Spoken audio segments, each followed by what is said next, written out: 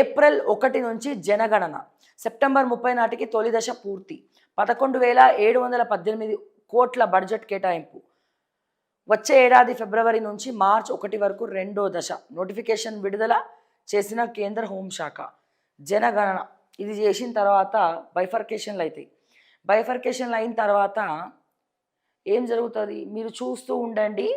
హైదరాబాద్ని union territory చేసే కుట్ర జరుగుతూ ఉంది తెలంగాణలో. దీనికి దారి ఇస్తుంది రేవంత్ రెడ్డి. రేవంత్ రెడ్డి మోడీ సిట్ అంటే సిట్టు, ఫట్ అంటే ఫట్టు.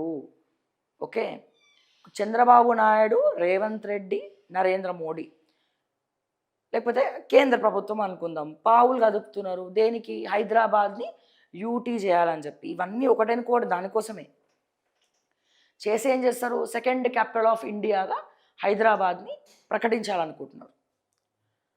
సో చూద్దాం మరి ఏం చేస్తారో, ఏం జరగబోతుందో. జనగణన అయితే వచ్చే ఫిబ్రవరి 1 నుంచి స్టార్ట్ అవుతుందంట.